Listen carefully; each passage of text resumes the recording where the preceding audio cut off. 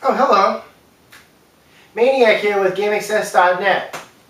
Recently, there were a bunch of people in my country that were basically trying to be the very best like no one ever was at the Pokémon National Championships in Indianapolis.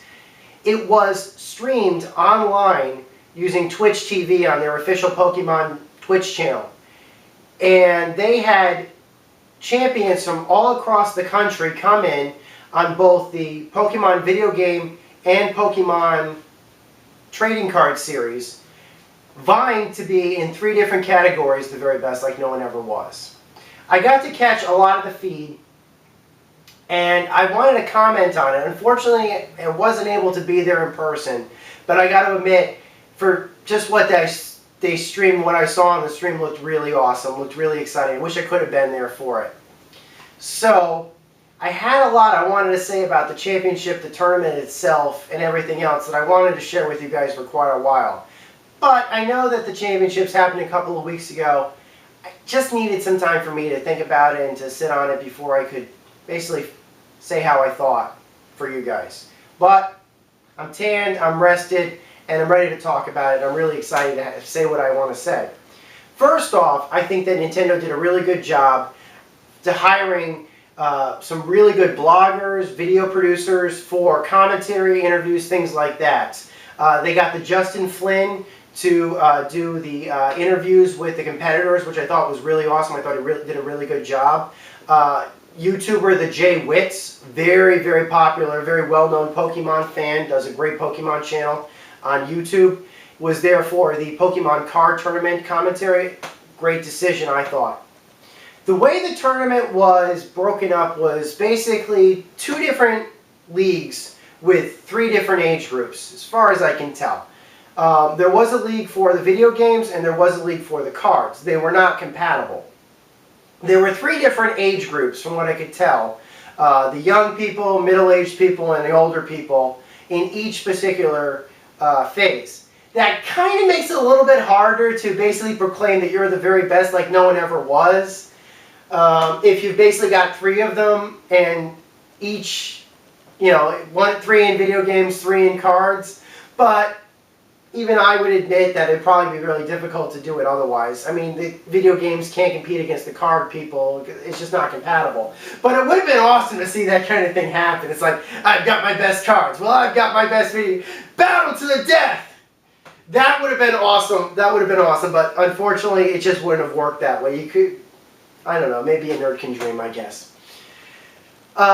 Unfortunately, I'm not somebody who's extremely well versed when it came to the Pokemon card series. I can admit to purchasing a starter deck that, to the life of me, I've looked everywhere for the last couple of months, and I cannot find anywhere, so I'm really disappointed about that. But that aside, I don't know the card series, so I really couldn't rate how the card tournament was done, and I really, unfortunately, can't really talk about that. I am versed, however, on the Pokemon video game, and I have plenty I'd like to say about that in particular. First off, commentators, they were, like I said before, they were great. I have nothing bad to say about any of the guys that were chosen for the Pokemon video games, or even any of the competitors. The competitors knew what they were doing. The commentators knew what they were doing. It made for some great streams, a lot of fun. That having been said, the rules are a little something that I kind of wanted to talk about. For those of you who hadn't seen the video game tournament, the Nintendo did have some very strict rules for how the games could have been played. They chose to do 6-on-6 per player. So you basically, the way the games worked is, you would have 2 competitors battling against each other on a pool of about 6 total Pokemon each.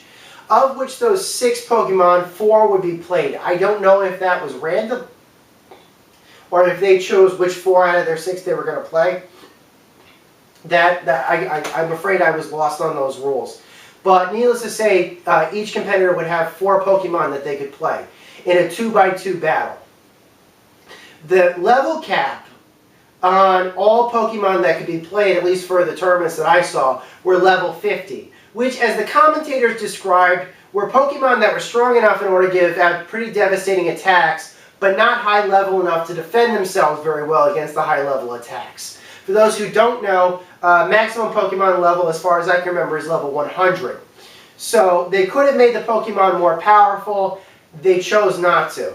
There were time limits. I believe each match itself, each trainer match could only be a maximum of about 15 minutes, and the trainers did have a time limit for how long they could take before they could choose which attack or move they wanted to basically use.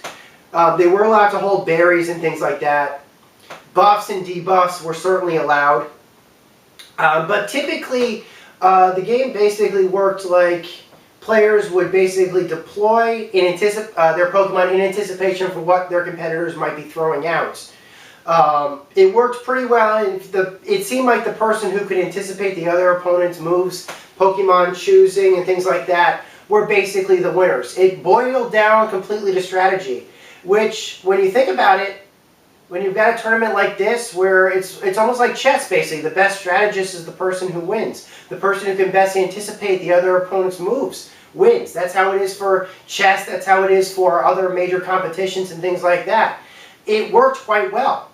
That said, even though we got the commentary, it didn't really make for very interesting streams, and I'll say why. How do I describe this? Each Pokemon player was given, I'm pretty certain they were given some type of custom unmodified Nintendo 3DS. I don't think they were allowed to use their own Nintendo 3DSs to play the game. They were probably given some by Nintendo, particularly to use because they knew that they couldn't be modified in any way to give the player an unfair edge. While I'm all for that, the battle arenas that they chose to fight in were not visually interesting for an online stream. For those who have not seen Pokemon's multiplayer or battle arenas and possibly could be familiar with Star Trek, for example, it basically looked like there were 4 Pokemon battling on a holodeck grid that was not active. That's what it kind of looked like. I'm sure that when you're battling your other players online or locally, it's fine. But I'm the kind of person who was spoiled by arenas that you'd see in games like Pokemon Stadium and Pokemon Coliseum. By the way, Pokemon Stadium was created specifically to simulate the type of conditions that you would see in a major Pokemon tournament. It was designed to basically take the full roster of Pokemon, of the original Pokemon generations, import them over to the Nintendo 64 and be able to battle them in the N64 with high-resolution 3D models, with high-resolution effects powered by the power of the Nintendo 64, but still with the underlying mathematics for battling that the original Nintendo GB had. That's, that kind of spoiled me, I think, because I remember seeing that kind of footage where you'd see Pokemon and Pokemon trainers battling in these really interesting visuals. Now, I know that the Nintendo 3DS currently, and the current Pokemon models, are, that are included on Pokemon X and Pokemon Y, can properly replicate and even surpass the visuals of what Pokemon Stadium could do on the N64. But it just seemed like they chose not to do that. At least for the battle mechanics, it didn't, visually interesting when you're streaming that kind of video content. Seeing the Pokemon battling, even though it was obviously direct captured footage off of one of the competitors' 3DSs, I think that they basically gave one of the competitors a 3DS that they were patching a video feed directly from. They showed the top screen, they chose to show the top screen of what that competitor could see, which is where all the visually interesting stuff. You could see the Pokemon models, you could see the Pokemon effects, the animations, that sort of thing. You could see the backgrounds. But you couldn't see the lower screen because that was where, at least in Pokemon, that was where you could tap and choose which Pokemon you'd like, which Pokemon you want to choose for the attack, and which specific attacks that you want to choose. You wouldn't get a chance to see that until the player actually chose their attack and used it. So there was that. I don't know, how do I say this? They chose to do best out of 3. So, to prevent against just one player basically winning in type of fluke, or just basically winning from freak luck, or beginner's luck, or something like that, a player would have to win at least 2 games out of 3 under those conditions. Level 50 Pokemon, 15-minute time limit, overall time limit, that sort of thing. Whoever could defeat their opponent, or basically do the most damage, or defeat the most Pokemon before the time limit let up, was the winner for that round, and best 2 out of 3 would win. And the winner would basically either move on to the very to further up, or basically be given the trophy and be pronounced the very best.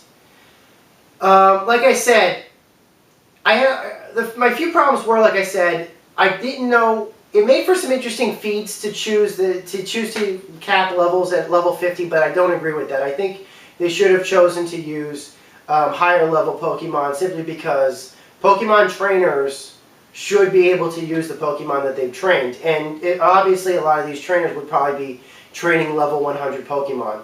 It made it a little bit more fair, but it just seemed to be like, if you're going to choose level 50 to cap, it seemed like all the major competitors were all using the same Pokemon in their stable. It was like the same 6 Pokemon that I would see, with very few differences.